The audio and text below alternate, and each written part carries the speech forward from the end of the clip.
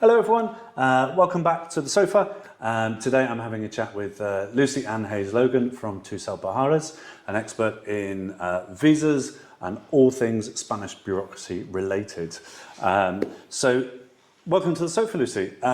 Today we're going to have a quick chat about driving licences. Yes. We're quite often on various forums trying to help people with advice and correcting some of the urban myths that are out there. Yeah. But driving licences is one of those that's in a bit of a strange place at the moment. It is, and it's a very commonly spoke about subject. It's kind of on the end of everybody's tongue at the moment, understandably.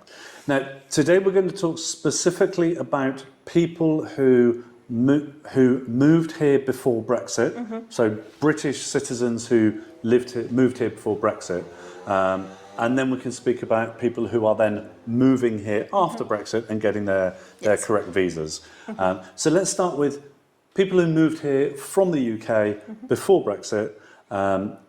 What's happening with their driving licences? Okay, well, at the moment... What should have happened? Yeah, we had a cut-off date last year where you had to apply to exchange your driving licence. The usual exchange process is very simple, and it still is very simple if you're from another European country. Sure.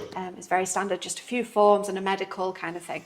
But now, unfortunately, after Brexit, Spain has decided not to recognise British driving licences. Yes. This has been pushed back. We had an original cut-off day earlier in the year. Now the one is issued for the 31st of October. So happy Halloween, everybody. This obviously means that if you have a British driving licence on this date and you've been residing in the country, unfortunately, it will no longer be valid here in Spain. Right. Most people who'll be entering the country though later, they do have a period of time after applying for residency or when they've arrived and they applied for the residency after their visa to actually exchange the driving licence. Yeah. Unfortunately, that really simplified process of just filling in a few forms is a thing of the past for the British, which is very unfortunate. So if you moved here before Brexit, you've got your residency sorted before Brexit. It was very simple just to change your licence over. So but if you didn't change your licence over, that's going to cause you some problems going forward. It can cause you a few headaches now. Yeah, we're going to find out the verdict on the 31st of October by what the Spanish government decides to do. For example, in France, we've seen a really good example that what they've been doing is when your driving licence runs out, they will reissue you a French one, which is fantastic. Hopefully Spain kind of takes that hint, but we shall see. At the moment, the way that you would have to do this kind of proceedings to exchange to a Spanish licence would be to retest. This also means your theoretical and your practical test over here in Spain, which can be quite daunting. If you've been driving for 40 years, testing is a bit of a different thing to what it is, and especially with Spanish driving, it's a little bit different. However, this is an interesting subject because I hear a lot of things about, it's been possible to pass a Spanish driving test. I don't speak Spanish, for example, but the testing system is very different here, isn't it? It is. So you can actually have a bilingual instructor who can sit in the passenger seat while you're in the driving seat, and the Spanish examiner can speak to the bilingual instructor who can then give you the instructions in English. Exactly. So basically, if you're a competent driver, that shouldn't represent a problem. It shouldn't be a problem. I, for example, tested over here in Spain, so I'm one of those people that doesn't believe anything but the outside ring of the roundabout exists. Sorry about that, everybody, if you've ever seen me on the road. Which means when we do our test in Spain, when you're doing your physical driving test, you have your instructor who sits next to you. This is the instructor who's been teaching you, because there's normally a minimum amount of lessons you have to take before applying for your test. It's always best to get some refresher. Yeah. And then your examiner sits in the back. So as you were saying, the examiner can always issue instructions to your bilingual teacher. Your teacher could then reissue those instructions for you in English, or if not, the vocabulary is quite simple. Tucel Baharas, for example, have just made a driving guide. We've just released it online, where we have a guide to Spanish signs and basic vocabulary that you're going to hear. This is fantastic even for people who have a driving licence, because it has car parts and things that you might use for mechanical speak. Oh, great. So that's definitely worth checking out if that's something that you're interested in. We'll put a link in the description below, so you can find that really easily. I found this sign guide really handy, because even though I learnt to drive in Spain, sometimes you only look at the sign and think, oh, that's what that one meant. Okay, so basically, if you moved here before Brexit, you had your residency, and you didn't change your driving licence, am I right in thinking there's some sort of 6-month rule over this, that There is. There'll be 6 months to fix it. However, at the moment, like I say, the cut-off date is on Halloween this year, on the 31st of October. But it's not too difficult if you want to retest here in Spain. The theory tests are available in English. I would like to warn everybody. It's a bit of a Google Translate effort. Sometimes they're very specific wording that would indicate if it was A, B, or C, because it's just a standard document where you select A, B, or C. But it's definitely not impossible to pass, even with the translation. And then if you're doing your tests with somebody who speaks both languages, the exam's going to be very simple. In Spain, they're normally around 20 minutes. Okay. So if you can drive safely for 20 minutes, yes, you should be okay. If you can parallel park, you've passed. I'm not sure that's an official... Maybe not quite, but I think they'd be impressed. Yeah, well, that'd be good. That'd be good. Okay, so let's look at people, for example, who have now applied for one of the visas we've spoken about on our other videos, which I guess is not just for people from the UK post-Brexit, but anyone else from a third country all around the world, a non-EU citizen moving to Spain. They've got their visa, they're celebrating, they're coming over, hopefully talking to us about property,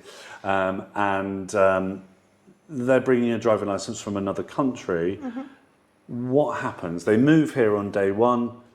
Do they need to change their license straight away? They have a window of so many month period to actually get your test and to reissue your license into Spanish.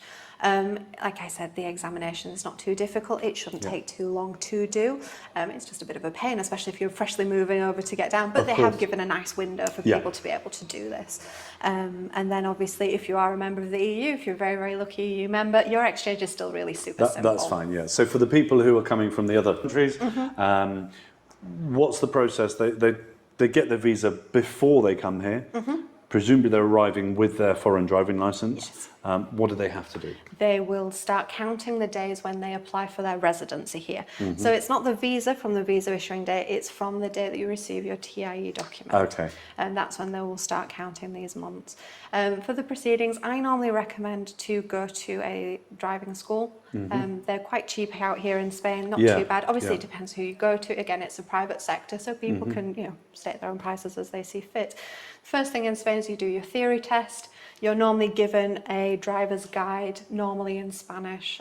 Occasionally some options are available in English. I personally haven't dealt with any of those, but I know they've existed before. Okay, so just to check, anyone who's moving over from a third country, they have to resit a Spanish test, no matter where they're from, no matter what's going on.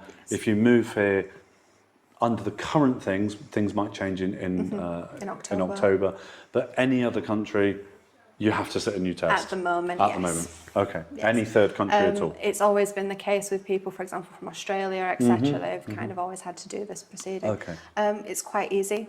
Like I said, you sign up for your test, you do your theory test, then after that you'll be given a code.